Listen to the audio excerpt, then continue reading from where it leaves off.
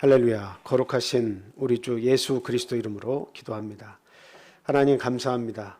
천지만물의 대주제이시고 저희들의 생사화복을 주장해 주시고 저희들에게 항상 좋은 것으로 덧입혀 주시는 우리 주님께 찬송과 영광을 돌립니다. 귀한 안식일을 저희에게 주셔서 하나님 전에 모이게 하시고 하나님의 귀한 영의 양식을 먹게 하시니 감사합니다. 항상 주님 앞에 나와서 겸손한 마음으로 감사하는 마음으로 하나님의 말씀을 상고하고 그 귀한 영의 양식을 받고 기뻐하는 저희들 될 수 있도록 이 시간 주장해 주시옵소서. 세상은 날로 복잡해지고 또 여러 가지 사건과 여러 가지 두려운 일들로 인해서 많은 사람들이 갈피를 잡지 못하고 있습니다.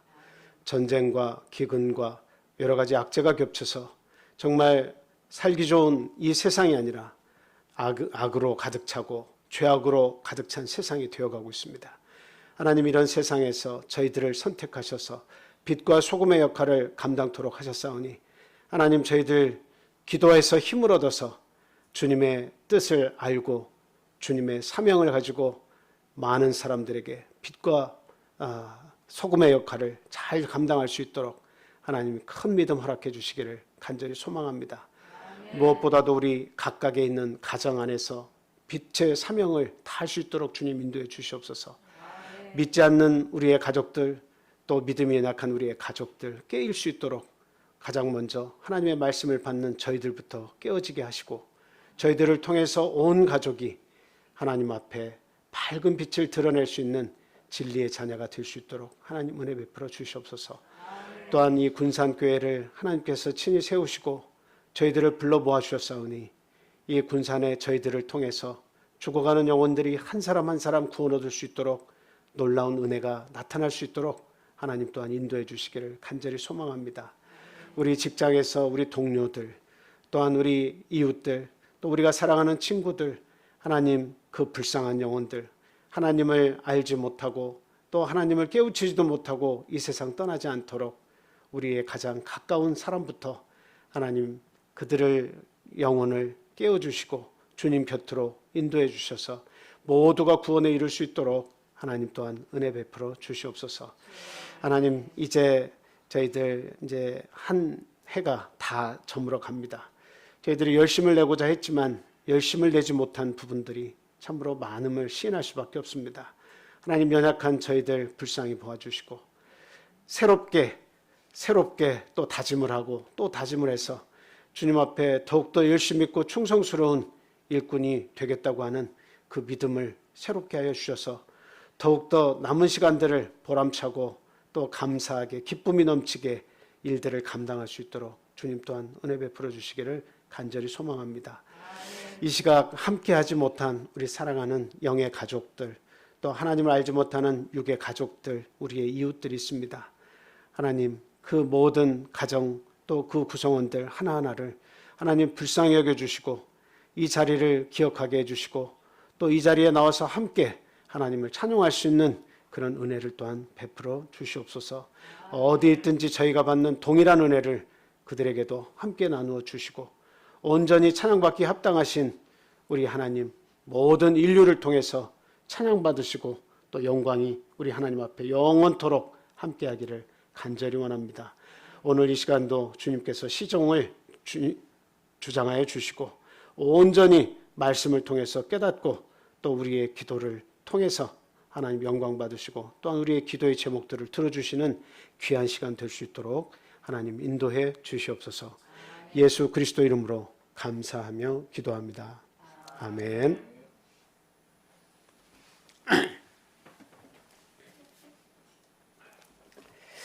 예수 그리스도 이름으로 하나님 말씀 전하겠습니다. 오늘 본문 말씀은 역대하 33장 1절에서 17절 말씀입니다. 역대하 33장 1절에서 17절 말씀입니다. 현정민 집사님께서 읽어주시겠습니다. 므낫세가 왕위에 오를 때 나이가 12세라. 예루살렘에서 55년 동안 다스리며 여호와 보시기에 악을 행하여 여호와께서 이스라엘 자손 앞에서 쫓아내신 이방 사람들의 가증한 일을 본받아 그의 아버지 히스기야가 헐어버린 산당을 다시 세우며 바알들을 위하여 제단을 쌓으며 아세라 목상을 만들며 하늘의 모든 이럴 성신을 경배하여 섬기며 여호와께서 전에 이르시기를 내가 내 이름을 예루살렘에 영원히 두리라 하신 여호와의 전에 제단들을 쌓고 또 여호와의 전 두 마당에 하늘의 이럴 성신을 위하여 제단들을 쌓고 또 흰놈의 아들 골짜기에서 그의 아들들을 불 가운데로 지나가게 하며 또 점치며 사술과 요술을 행하며 신접한 자와 박수를 신임하여 여호와 보시기에 악을 많이 행하여 여호와를 진노하게 하였으며 또 자기가 만든 아로새긴 목상을 하나님의 전에 세웠더라. 옛적에 하나님이 이 성전에 대하여 다윗과 그의 아들 솔로몬에게 이르시기를 내가 이스라엘 모든 지파 중에서 택한 이 성전과 예루살렘에 내 이름을 영원히 둘지라. 만일 이스라엘 사람이 내가 명령한 일들 곧 모세를 통하여 전한 모든 율법과 율례와 규례를 지켜 행하면 내가 그들의 발로 다시는 그의 조상들에게 정하여 준 땅에서 옮기지 않게 하리라 하셨으나 유다와 예루살렘 주민이 므낫세의 꾀임을 받고 악을 행한 것이 여호와께서 이스라엘 자손 앞에서 멸하신 모든 나라보다 더욱 심하였더라. 여호와께서 므낫세와 그의 백성에게 이르셨으나 그들이 듣지 아니하므로 여호와께서 아수르 왕의 군대 지휘관들이 와서 치게 하심에 그들이 므낫세를 사로잡고 쇠사슬로 결박하여 바벨론으로 끌고 간지라. 그가 환난을 당하여 그의 하나님 여호와께 간구하고 그의 조상들의 하나님 앞에 크게 겸손하여 기도하였으므로 하나님이 그의 기도를 받으시며 그의 간구를 들으시사 그가 예루살렘에 돌아와서 다시 왕위에 앉게 하시며 므낫세가 그제서야 여호와께서 하나님이신 줄을 알았더라. 그 후에 다윗성 밖 기온 서쪽 골짜기 안에 외성을 쌓되 어문 어기까지 이르러 오벨을 둘러 매우 높이 쌓고 또 유다 모든 견고한 성읍에 군대 지휘관을 두며 이방 신들과 여호와의 전에 우상을 제거하며 여호와의 전을 건축한 사내와 예루살렘에 쌓은 모든 제단들을 다 성 밖에 던지고 여호와의 제단을 보수하고 화목제와 감사제를 그 제단 위에 드리고 유다를 명령하여 이스라엘 하나님 여호와를 섬기게 하며 백성이 그의 하나님 여호와께만 제사를 드렸으나 아직도 산당에서 제사를 드렸더라. 네, 여기까지 보겠습니다. 오늘은 우상 1등이라고 하는 제목을 가지고 같이 은혜를 나누도록 하겠습니다. 지금 그 왕의 이야기가 나오는데 이 왕은 누구냐? 므낫세 왕입니다. 그 므낫세의 아버지는 여러분들이 잘 아시는 히스기야 왕이죠. 그 유다 남쪽 유다 나라에는 3대 아주 성군이 있었습니다. 그 여호사밧 왕하고 요시야 왕하고 그리고 여기에 나와 있는 히스기야 왕, 이렇게 3대 군주가 하나님의 보시기에 정말 열심히 섬기고 우상을 타파하고 하나님을 기쁘시게 하고 모든 백성들을 올바른 길로 인도한 그런 왕들이었습니다. 그런데 참 제가 이렇게 성경을 보면서 이렇게 재미있다고 표현하기는 좀 그렇고 참 아이러니하다라고 하는 생각을 이렇게 해봅니다. 그 내용이 무엇이냐면 히스기야의 아버지는 아하스 왕이에요. 근데 이 아하스는 또 우상에 대해서는 아주 열심히 했어요. 근데 그 아들은 그 아버지의 실정을 바로잡고 우상을 타파하고 또 성전을 정화하고 예배를 정상화시키는 그 제사를 정상화시키는 그런 일에 아주 이렇게 참 하나님 보시기에 열심히 충성한 그런 성군이었습니다. 그런데 또 또 이렇게 아이러니하게 또 이 히스기야의 종교 개혁 이후에 그 아들이 므낫세인데 이 므낫세는 그야말로 아버지와 정반대로 우상 1등인 그런 군주였다. 그래서 지금 1절부터 쭉 보면 55년 동안 이렇게 다스렸지만 남쪽 유다를 다스렸지만 그 다스리는 가운데 한 행위들을 쭉 보면 아주 우상을 섬기는 데에 정말 열심인 참 둘째가라면 서러운 그런 군주였다라고 하는 것을 우리가 좀 읽은 내용을 통해서 알 수 있습니다. 그냥 산당을 짓고 또 아세라 목상을 만들고 그리고 하나님의 이름을 둔 그 성전에 그 성전 안에 제단을 쌓아서 그 제단에 우상을 두고 말이죠. 거기에서 이렇게 하나님이 가장 싫어하시는 그 우상을 또 섬기는 그런 일을 했죠. 그래서 하나님께서 보실 때는 참 이보다 더 악한 왕이 없었습니다. 그래서 참 그 자녀들을 흰놈의 골짜기에서는 저 밑에서는 불에 지나가게 했다라고 하는 것은 그 자녀를 그 이방인의 제사에서 태워 죽이는 그런 제사에 참여하게 하고 말이죠. 아주 어떻게 보면 참 하나님을 섬기는 왕이 아니라 우상을 주도적으로 섬길 뿐만 아니라 그것을 백성에게 관장한 그걸 퍼뜨린 그런 왕이다 이렇게 말을 해도 과언이 아닙니다. 그래서 바로 위에 아버지 때에서는 정말 하나님을 잘 섬기도록 모든 걸 다 제대로 정비해 놨는데 그냥 그것을 그대로 이어받아서 그렇게만 살아도 되는데 그렇게만 살아도 어때요? 하나님이 기뻐하실 뿐만 아니라 그 백성들의 좀 사랑도 많이 받고 그 나라가 평안할 것인데 그런데 아버지가 제대로 그 해놓은 종교 개혁의 모든 결과물들을 다시 파괴시켰다라고 하는 겁니다.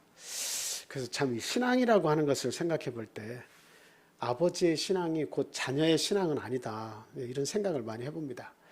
그 저희들이 그 의아해하는 성경에 의아해하는 부분들을 쭉 보면 그 아버지와 자식의 신앙이 정반대인 경우가 상당히 많습니다.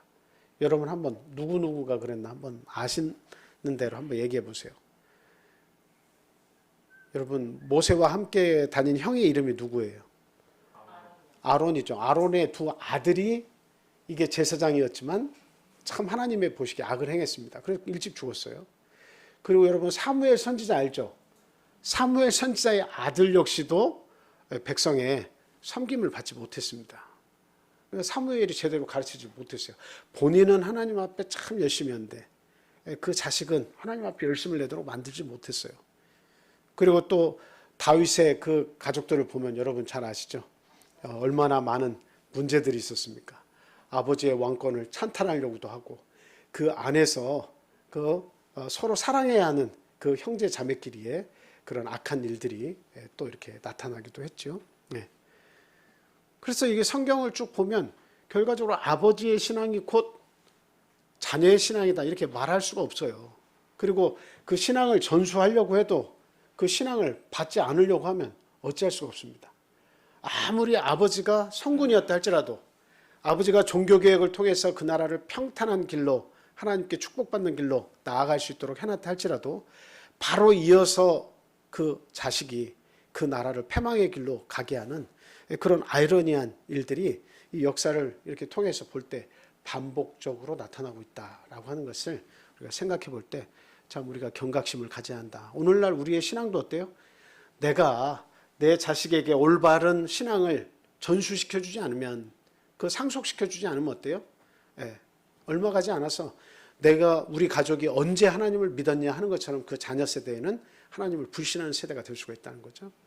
그러나 참 감사하게도 나는 또 하나님을 버렸을지 모르지만 그러나 그 아버지 때에 하나님께서 기쁘시게 본 그런 부분들이 있어서 또 그 후대에서 그 자손들 중에라도 하나님을 생각하고 돌아오는 자녀들이 또 있을 수가 있어요.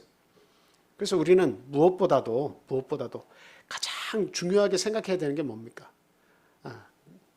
신앙의 유산을 내가 바로잡고 이 유산을 내 자녀 때에 정확하게 물려주는 삶을 살아야 한다. 이것보다 더 귀한 삶은 없다라고 하는 것을 우리가 분명히 해야 되겠습니다.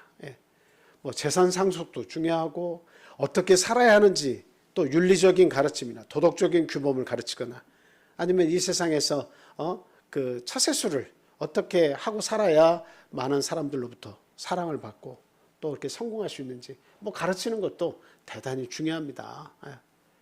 그러나 그 무엇보다도 우선적으로 우리가 가르쳐야 되는 것은 내가 가진 신앙을 내 자녀들이 정말 흔들리지 않을 정도로 굳건하게 그 신앙을 가지고 그것을 가지고 이 세상에서 버티고 살 수 있도록 유산을 정확하게 신앙의 유산을 상속해야 된다라고 하는 그런 말씀입니다.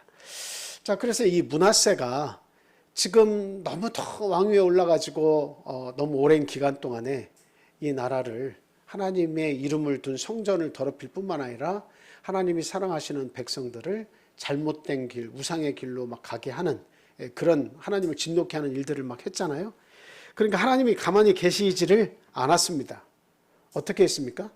북쪽에 있는 아수르를 움직이도록 했죠. 그래서 북쪽에 있는 큰 패권을 잡은 아수르가 남하 정책을 이렇게 남하 정책으로 내려왔습니다. 그래서 북쪽 이스라엘은 멸망시키고 이제 남쪽 유다에 있는 쳐들어와 가지고 이 므낫세 이 왕을 잡아가지고 포로로 데려갔습니다. 여러분, 왕이 포로로 잡혀갔다고 하면 이거는 뭘 얘기하는 거예요? 그 나라가 이제 좀 패망의 길에 들었다 이렇게 말할 수가 있습니다. 왕이 없는 나라는 생각해 볼 수가 없죠. 그 왕이 잡혀가면 미리 뭐 그 왕이 이렇게 치세를 잘 못해가지고 포로로 잡혀가고 거기에서 또 다른 왕을 세워서 이제는 우리가 시키는 대로 따라와라 이렇게 하는 그런 정도의 모습이라면 이 나라는 미래가 없는 거죠. 더 이상 미래가 없습니다. 그래서 므낫세 왕이 그렇게 잡혀가가지고 그 아수르에서 포로가 된 상황에서 하나님을 생각했다는 거죠. 그래서 우리가 여기서 우리가 또 한 가지 생각할 것은 무엇이냐면 하나님께서 진노하셨을 때 그 진노 중에라도 무엇을 우리가 할 수 있으면 해야 돼요? 반드시? 내가 지금 진노 중에 있어요. 내가 잘못을 해서 범죄해서 하나님의 진노를 받고 있어요. 그 가운데 있어요. 그 진노 가운데서라도 무엇을 해야 한다는 겁니까? 회개해야 됩니다. 그래서 므낫세 왕은 자기가 잡혀간 곳에서 자기의 죄가 무엇인지 회개했어요. 그래서 자기의 열조, 자기들의 그 열조, 그 먼저 하나님을 믿고 그리고 또 치세했던 모든 왕들보다 더 겸손한 자리로 내려가가지고 겸손하게 말이죠. 하나님 앞에 자기의 죄를 고백하면서 하나님께 정말 용서를 구하고 그 유대 나라의 평안을 이렇게 간절히 구했습니다. 그랬더니 하나님께서 어떻게 하셨대요? 이 므낫세를 포로에서 고국으로 돌아갈 수 있도록 그렇게 움직이셨다는 겁니다. 지금 이 역대하의 내용을 보면 그냥 정말 그럴까? 이런 생각이 들죠.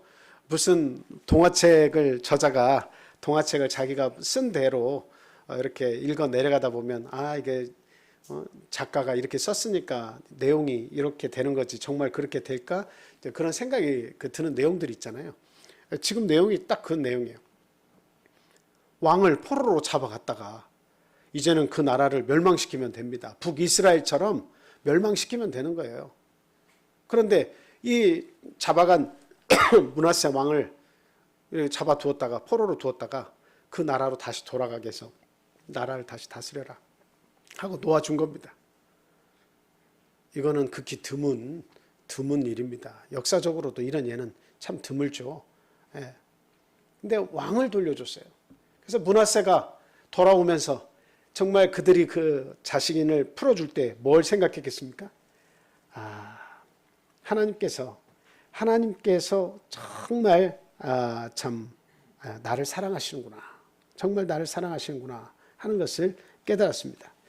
그 본문 10절부터 한번 제가 다시 읽어드리겠습니다. 10절부터 보시면요. 여호와께서 므낫세와 그의 백성에게 이르셨으나 그들이 듣지 아니하므로 여호와께서 아수르 왕의 군대 지휘관들이 와서 치게 하심에 그들이 므낫세를 사로잡고 쇠사슬로 결박하여 바벨론으로 끌고 간지라. 그가 환난을 당하여 그의 하나님 여호와께 간구하고 그의 조상들의 하나님 앞에 크게 겸손하여 기도하였으므로 하나님이 그의 기도를 받으시며 그의 간구를 들으시사 그가 예루살렘에 돌아와서 다시 왕위에 앉게 하심에 므낫세가 그제서야 여호와께서 하나님이신 줄을 알았더라. 그러니까 그제서야 이 나라에서 여호와 하나님 하나님 했는데 그분이 진짜 살아계시는구나 하는 것을 그제서야 알았다 하는 것은 아버지가 왕으로 있었을 때의 종교 개혁을 통해서 우리 하나님 외에는 없다라고 외칠 때 이 아들은 어떤 마음으로 살았다는 거예요? 아버지의 말씀에 전혀 귀 기울이지 않았다는 겁니다. 그러니까 귀 기울이지 않으니까 이런 사악한 왕이 나타나는 거예요. 아버지가 종교 개혁을 할 때 그 가정도 개혁을 했어야 되는데 그 가정은 개혁을 하지 못했어요. 우리가 이게 곰곰이 잘 생각해 보면요. 그 다른 사람들에게는 믿음의 권유도 쉽게 하고 어떤 권면의 말씀도 잘할 수 있지만 가족에게는 권면의 말을 잘 못해요. 왜 그러냐면 가족들에게 그 권면의 말을 할 때에 그 상대가 하는 말로 인해서 나는 좋은 것을 깨우쳐 주고 싶은데 상대가 그것을 받지 않고 되받아쳤을 때 내가 받을 상처가 있다는 것을 또 생각하고 나 때문에 또 그 상대가 내 가족 누군가가 또 상처를 입어서 나하고의 관계가 어그러지면 어떡할까. 이 조심스러운 것 때문에 이 생명의 말씀을 상대에게 전달하는데 쭈삣쭈삣할 때가 있습니다. 가장 중요한 것은 생명의 말씀을 놓치면 안 돼요. 내가 가장 사랑하는 사람일수록에 그 사람의 영혼을 생각하고 하나님의 말씀을 꼭 전달해서 믿음대로 살 수 있도록 꼭 붙잡아줘야 된다라고 하는 거예요. 더 강력하게 얘기해야 돼요. 그래서 간혹 저희 자녀들이 이렇게 저도 어려서부터 우리 아이들 어려서부터 안식일에 교회를 이렇게 오지 않게 되면 아주 뭐라고 하니까 굉장히 인상을 쓰면서 얘기해요. 인상을 쓰면서 좀 오늘은 너무 피곤해서 집에서 좀 쉬고 싶습니다. 이렇게 얘기하면 막 혼을 내키면 인상을 막 찌푸리고 교회에 와요. 그런데 그런 것 저런 것들 있을 때마다 계속 어렸을 때 그래도 교회 가야 한다, 교회 가야 한다 가르치니까 어느 정도 딱 이렇게 믿음에 어느 정도 막 믿음이 아주 좋다는 게 아니라 어느 정도 믿음의 자리에 딱 서니까 이제 자기들도 자기가 알아서 이제 신앙생활을 하는 거예요. 자기가 알아서 신앙생활을 하는 거예요.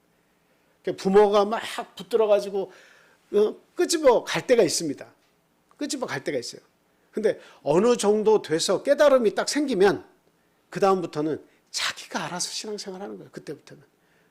부모가 말하는 건 진짜 잔소리예요. 부모가 말할 필요 없어요.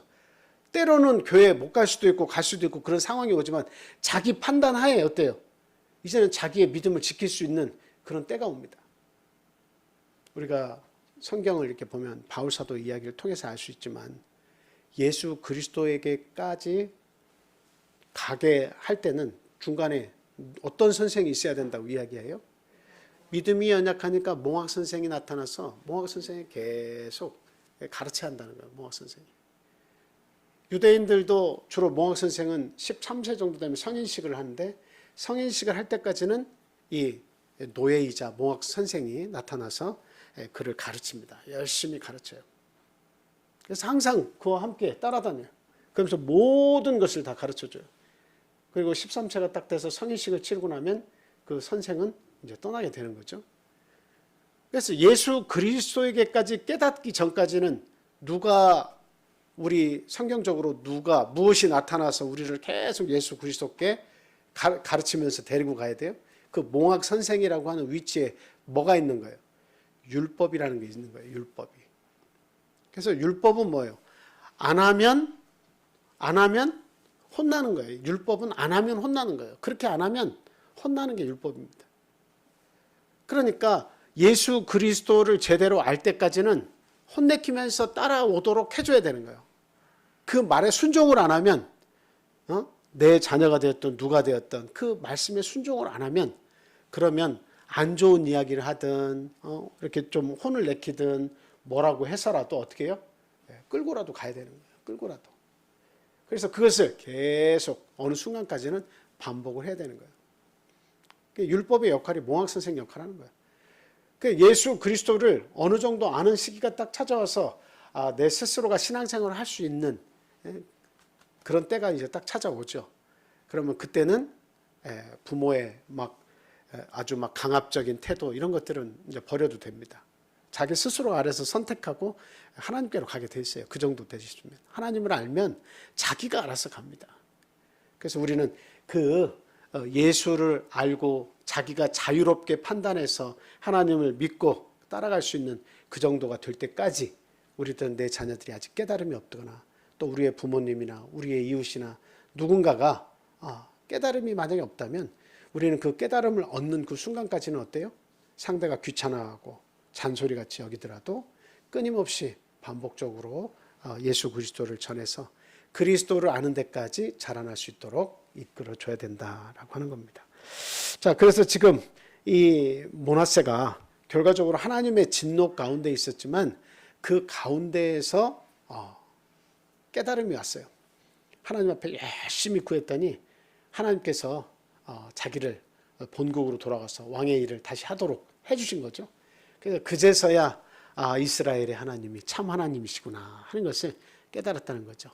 아버지 때는 깨닫지 못했지만 자기가 실정을 하고 나서 이렇게 포로가 됐다음에 그 두려움 속에 있다가 하나님 앞에 기도했더니 하나님이 내가 잘 믿지 않았던 그 하나님인데 정말 이 두려움을 가지고 겸손하게 기도를 했더니 그거를 들어주신 거예요. 그래서 얼마나 참 감사하고 놀라웠겠습니까? 그래서 돌아와서 한 일이 뭐예요? 돌아와서 그 하나님의 전에 그 단을 쌓아가지고 우상을 섬겼던 단들을 다 부숴내버리죠. 그리고 무너져 내렸던 하나님의 제단을 다시 새롭게 이렇게 배치하는 그런 일들을 합니다. 그리고 백성들에게 하나님을 잘 섬기라고 그렇게 가르칩니다. 근데 문제는 뭐냐면 백성들이 하나님께 제사를 드리긴 드렸는데 여전히 한꺼번에 모든 것이 다 끝나지 않아요. 그 아버지가 얼마나 어렵게 신앙개혁을 했습니까? 우리가 알아야 되는 건 뭐냐면 불신자의 길을 가는데 그들을 깨우쳐가지고 하나님을 아는 길로 이끄는 길은 하나님을 알다가 불신자의 길로 가게 하는 그것보다도 2배 힘든 게 아니라 3배, 4배, 10배 힘듭니다. 그 말은 뭐냐면 한 사람 구원하는 것이 믿음에 있다가 떨어져 나가는 이 사람보다 한 사람 구원하는 것이 훨씬 어렵다는 거예요. 그러니까 내 가족들이 지금 교회와 연관되어서 조금이라도 관심을 가지고 있다면 굳게 잡아야 돼요. 왜냐하면 한번 떨어져 나가는 건 엄청 쉽거든. 그냥 마음 푹 놓고 네가 하고 싶은 대로 해라. 어느 때가 되면 네가 믿음 가질 수 있겠지. 이래나 버리면 언제 하나님을 믿었냐 할 정도로 저 멀리 그냥 쭉 빠져나가 버려요. 바닷물이 저 멀리 달의 인력에 의해서 쓰러져 나가는 것처럼 언제 하나님을 내가 알고 믿었냐 하는 것처럼 저 멀리 싹 나가버린 거예요. 세상 쪽으로. 근데 다시 오게 하는 건 어때요? 너무너무 힘든 거예요. 근데 아버지 히스기야가 그 일을 한 거예요. 우상으로 가는 이 백성들, 여기저기에서 온 나라 안이 우상으로 뒤범벅이 됐고 산마다 산당을 짓고 우상을 섬기는 일에 모든 백성들이 막 열을 내고 있는 이 모든 것을 다 개혁을 할 때 얼마나 반발이 심했겠습니까? 그 어려운 종교개혁을 아버지가 이뤄낸 거예요. 근데 그때 이 아들은 거기에 신경을 하나도 쓰고 있지 않았어요. 므낫세는.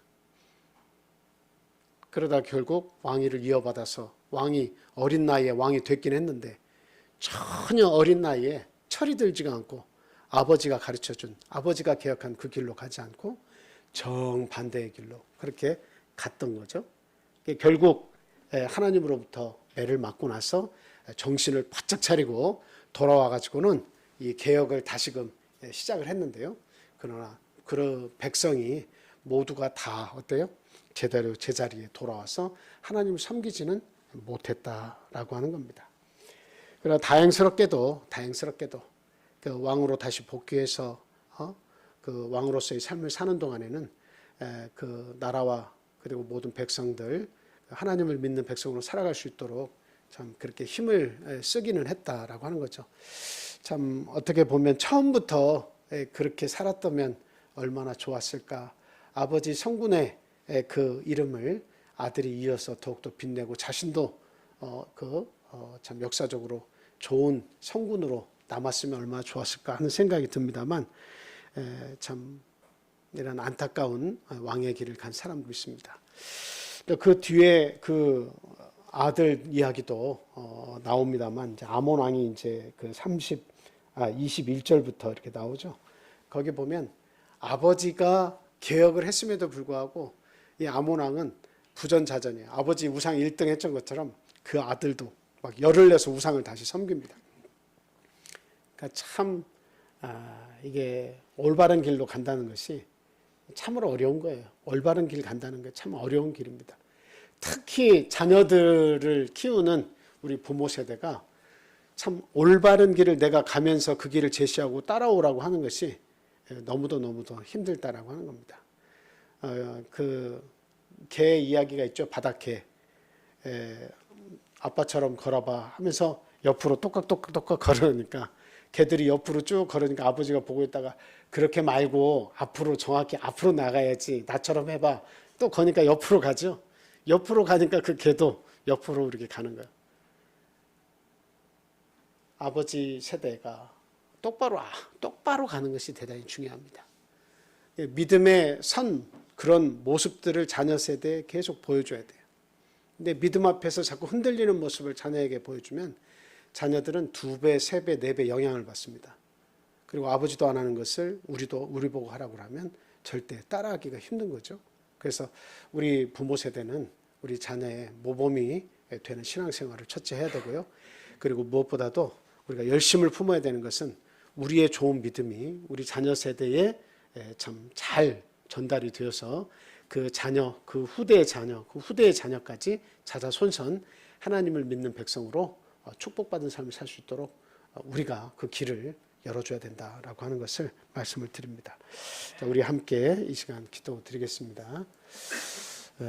참 지금 이렇게 우크라이나, 러시아 이 전쟁을 통해서 저희들이 생각해 볼 수 있는 것은 무엇이냐면 크게 생각하면 하나님의 때가 점점 가까이 오고 있다라고 하는 것을 생각해 보게 됩니다. 그리고 또 하나는 하나님의 심판이 항상 있다라고 하는 거예요. 그냥 평안하고 항상 좋은 것만 있다 이게 아니라 참 평안하고 좋은 때일수록 어때요? 그때에 참 바른 생각을 갖지 않고 바른 행동을 하지 않으면 정말 언젠가는 심판이 찾아온다라고 하는 거예요. 하나님께서 러시아를 이렇게 참 욕심을 가지고 또 전체주의 성격을 가지고 참 여러 가지로 본이 되지 않는 그런 삶을 산 이 러시아를 하나님께서 치시는 것 같습니다.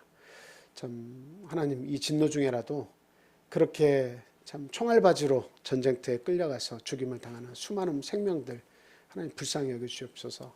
하나님 진노 중에라도 그 영혼들 하나님 적게 참 죽임을 당하지 않도록 그 생명들 하나하나를 불쌍히 여겨주시라고 우리가 함께 기도해야겠습니다. 그 우크라이나 백성들 역시 하나님 이 전쟁을 속히 마감돼서 참 자유롭게 또 번영을 위해서 살아갈 수 있도록 하나님 인도해 주시라고 또 기도해 주시기 바랍니다. 지금 이 전쟁이 이게 전체주의와 자유주의와의 전쟁으로 모두가 전 세계가 다 연결이 되어 있습니다. 여차하면 이란 그 시아파의 종주국인 이란이나 이라크나 주변 나라들이 또 같이 합세할 수도 있는 이렇게 참 큰 전쟁으로 확대될 수 있는 그런 위험도 있어요.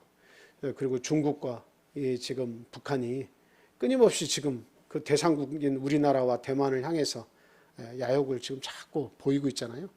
시진핑 같은 경우도 이제는 경제력에서 안보국으로 바꾸면서 2027년에는 이게 대만을 완전히 장악한다 하는 전쟁 계획서를 그때까지 수립하겠다고 이야기하고 있어요. 그러니까 북한도 시시때때로 우리나라를 이렇게 참 얕보면서 이렇게 계속 장사정포 포를 날리고 미사일을 날리고 있습니다. 참 세계가 어떻게 돌아갈지 몰라요. 뭐 우리는 항상 안전하고 뭐 전쟁 나겠어 하지만 우크라이나 역시도 전쟁이 나겠어 하고 있었다가 이런 일을 당하는 거예요. 저희들이 깨어서 항상 이 나라의 평안을 위해서 기도해야겠습니다. 우리 자손 대대로 평안한 나라를 하나님 주십시오. 주변에 있는 많은 열강들이 있고 공산 국가들이 있지만 그 가운데서도 하나님을 제대로 알고 믿는 믿음의 백성이 돼서 참 이 신앙을 잘 지키는 나라, 하나님으로부터 복을 받는 그런 나라가 될 수 있도록 하나님 지켜주십시오라고 해야 되고요. 지금도 역시 우리 나라 안에서 참 그 당파 싸움 하는 것 같이 너무도 보기 안 좋은 내용들이 끊임없이 그냥 서로를 깎아내리는 그런 일만 반복되고 있습니다. 참 이 나라가 어디로 갈지 걱정이 많이 돼요. 그래서 정치하는 모든 사람들에게 참 하나님을 두려워하는 마음을 주시고 겸손한 마음을 주셔서 백성들을 돌아보게 하시고, 그리고 올바른 정치를 통해서 우리나라의 경제와 모든 그 안보 질서가 제대로 잡힐 수 있도록 하나님 도와주십시오라고 기도해야겠습니다. 또 우리의 가족 구성원 한 사람 한 사람 참 믿음에서 떠나지 않도록 돌봐주시고, 멀리 떠나 있는 가족들의 건강과 또 믿음을 위해서도 기도해 주시고요. 또 건강을 위해서 기도하는 우리의 믿음의 가족들, 또 연로하신 우리 육신의 가족이나 또 우리 그 믿음 안에서의 가족들 생각하시면서 건강과 영적인 건강을 함께 주시라고 기도해 주시기를 부탁합니다.